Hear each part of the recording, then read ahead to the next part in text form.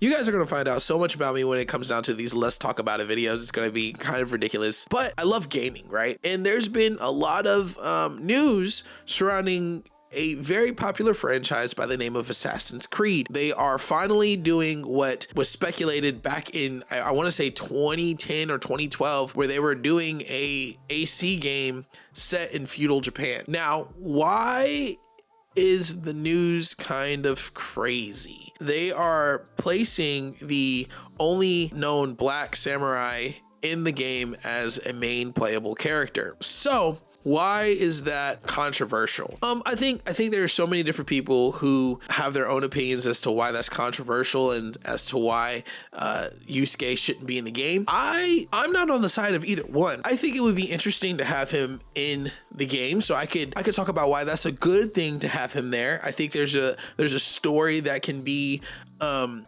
told from that lens, and I also understand why people are a little upset, right? So far, whenever we're looking at these Assassin's Creed games, we are thrown into the culture by someone who is brought up in that culture. So a little history lesson on Assassin's Creed, if you don't know and you're not a gamer and you just are just supportive of me. Assassin's Creed is a game franchise in which you play through the genetic memories of people in the past and you kind of play around in history, right? So the first game introduced us to this thing called the Animus, and what the Animus does is it takes your genetic memories and it portrays them so someone can play through your life. You cannot stray away from what the person actually did. So you're not changing history, you're just playing through history. And with that, they have been very strategic and not allowing you to play as a historical figure. Historical figures show up because they are integral to the history of the time, but you never play as the historical figure. Now,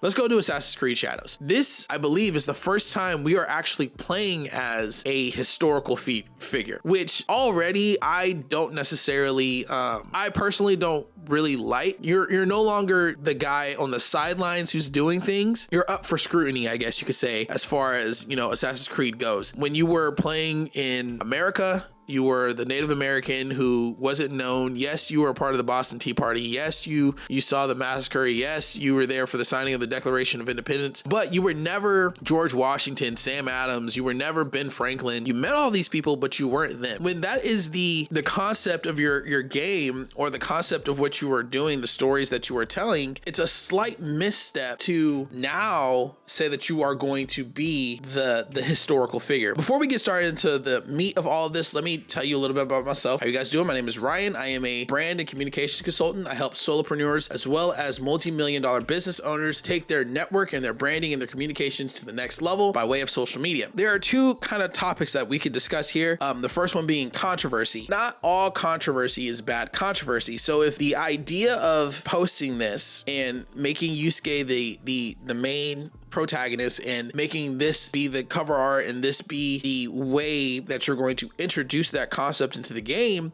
was to get the controversy angle, because right now there's this big thing in games called Gamergate 2. I'm not too familiar with it, but the concept of DEI being brought into video games has caused a lot of issues in the gamer space with the commentators, with the actual players, with different discords. This is just a bunch going on in the gaming scene. But this move obviously could come across as controversial. If I was looking at it, if I was in the marketing room, that would be the first thing that I said. I'm not saying that that's a bad thing. I'm not saying it's a good thing. I'm just saying that this would have come across my head that, hey, this might be a little controversial, speaking on what has been going on in the past few months as far as the gaming industry has been. Not all controversy, like I said, is good, but also not all controversy is bad. If the goal was to stir up controversy so that you can get more people to look at what you're doing, fantastic. You did a good job. If you really did not think that this was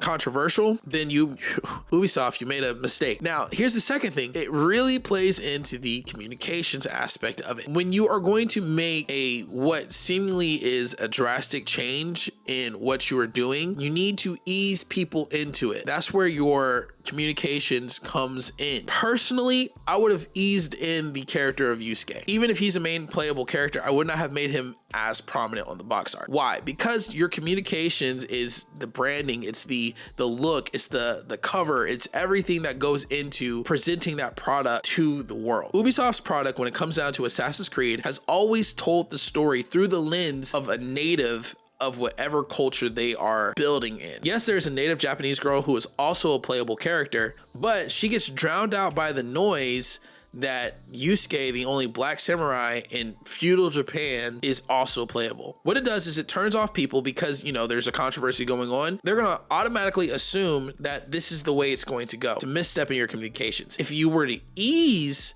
these drastic changes or these controversial things into the marketing and the branding of whatever you're doing, that's going to make it more palatable to people. Again, I'm on the side in the middle. I'm a straight up fence sitter. I'm probably going to play the game, probably going to enjoy the game, unless it's Valhalla. I can also recognize why some people might see this as a controversial act. Somebody might see it as pandering. Some people might see it as a step for diversity, equity, and inclusion. It doesn't really matter. When you're going to be doing something this controversial and you know your audience, you want to ease them into it. You want to take the slippery slope approach. And I know that sounds super negative. Honestly, that's what's going to work.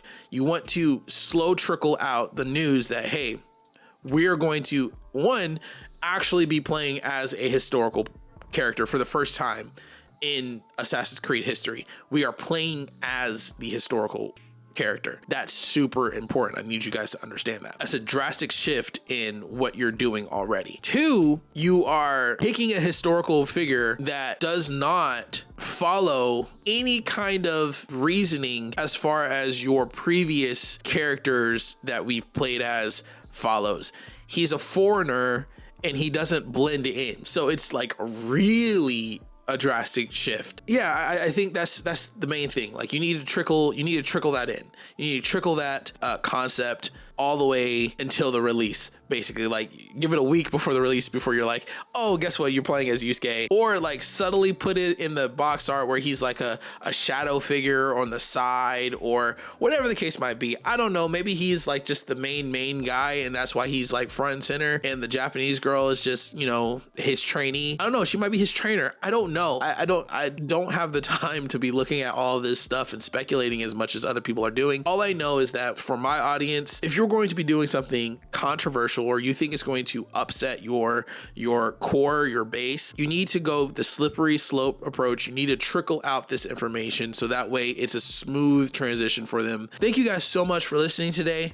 If something that I said made sense and it added value to your life, I want to invite you to like, subscribe, and share with 3 more people who you think could benefit. And if you want to know more about controlling the narrative and how that's going to help you and benefit you in your business journey, check out this video right here where I talk about Drake, Kendrick, the rap beef that was heard around the world and why nobody's tracks mattered because Not Like Us took the victory. Check it out.